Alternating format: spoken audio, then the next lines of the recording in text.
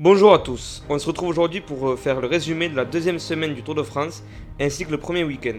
Dans cette vidéo, je vous donnerai mon avis sur les différentes étapes avec ce que j'ai trouvé intéressant et ce que j'ai trouvé moins intéressant.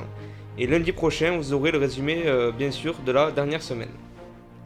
On commence tout d'abord avec la huitième étape reliant Libourne à Limoges.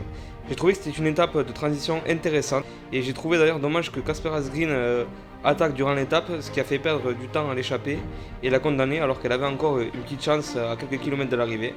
Cependant, le sprint avec le faux plat montant de 700 mètres dans les rues de Limoges était également très intéressant et spectaculaire, avec la première victoire d'un sprinter autre que Jasper Philipsen, qui n'est autre que Mats Pedersen.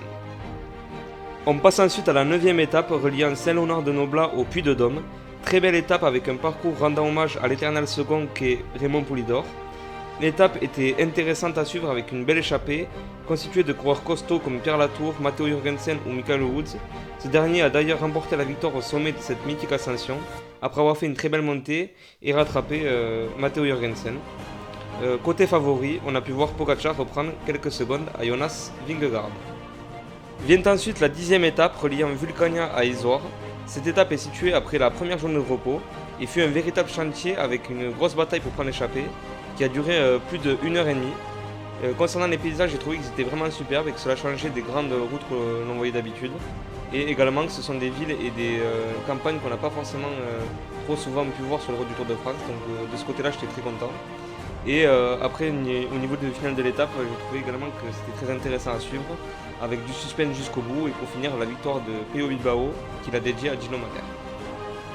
On passe désormais à la 11e étape, reliant les villes de Clermont-Ferrand à Moulins, une étape une nouvelle fois dédiée aux sprinters, et qui se termine une nouvelle fois par la victoire de Jasper Philipsen, qui confirme qu'il est le meilleur sprinter de ce Tour de France 2023. Et concernant le déroulé de l'étape, on peut noter le panache de Daniel Haas, dernier rescapé de l'échappée, qui s'est battu jusqu'au bout avant de se faire malheureusement rattraper. Vient ensuite la 12e étape reliant Roanne à Belleville en Beaujolais. Tout comme la 10e étape, c'était une étape de transition, mais une étape de transition disputée. Le début d'étape et l'arrivée ont été très animés avec une grosse bataille pour prendre l'échappée. Et les paysages étaient encore une fois très jolis et la victoire de Johnny Zaguirre permet à l'équipe Cofidis de remporter une seconde victoire d'étape sur ce Tour de France 2023. On passe ensuite à l'étape du vendredi, la 13e étape, reliant Châtillon sur Chalaronne au Grand Colombier.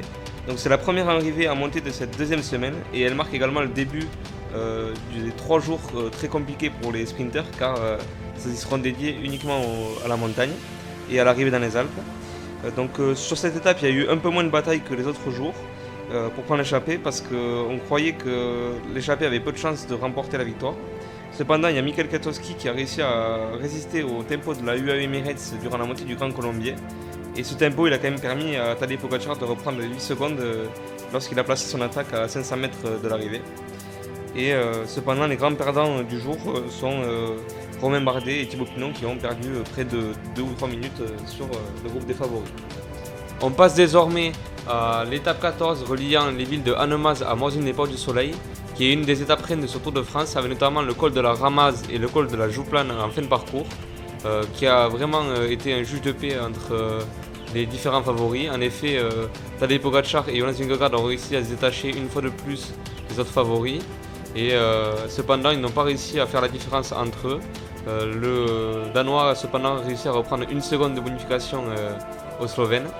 Et pour l'arrivée, c'est Carlos Rodriguez de la Ineos Grenadier qui a réussi à remporter la victoire après avoir brillamment su tirer parti du fait que Tadej Pogacar et Jonas Vingegaard se regardaient. Il a donc filé droit dans la descente et a réussi à conserver son avance pour remporter la victoire à Morzine-les-Ports-du-Soleil. Donc c'était encore une fois une très belle étape où on a pu voir du spectacle entre les différents favoris. Et cependant, c'est dommage, mais l'échappée n'a jamais pu prendre assez de temps pour pouvoir se jouer la victoire. Et pour finir cette deuxième semaine, l'étape reliant les Gets à Saint-Gervais-Mont-Blanc, étape ayant vu Romain Bardet gagner en 2016.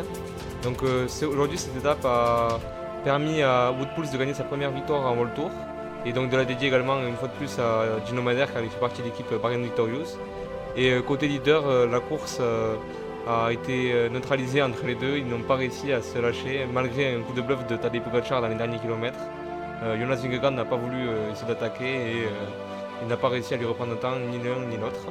Concernant le déroulé de l'étape, j'ai trouvé que cette dernière était un peu moins intéressante que la veille car je l'ai trouvée un peu plus monotone. En effet, même si l'échappée a mis du temps à se former, les différents coureurs après n'ont pas voulu attaquer avant le col des Aravis, ce qui a rendu la course un peu longue. Et heureusement, l'arrivée à Saint-Gervais-Mont-Blanc était assez spectaculaire et a permis de faire des écarts et de sacrer Woodpulse. C'est ainsi que la vidéo s'achève, donc j'espère qu'elle va vous occuper durant cette journée de repos. Et je vous dis à lundi prochain pour la 3e semaine et pour également débriefer de la victoire finale. Donc à très bientôt.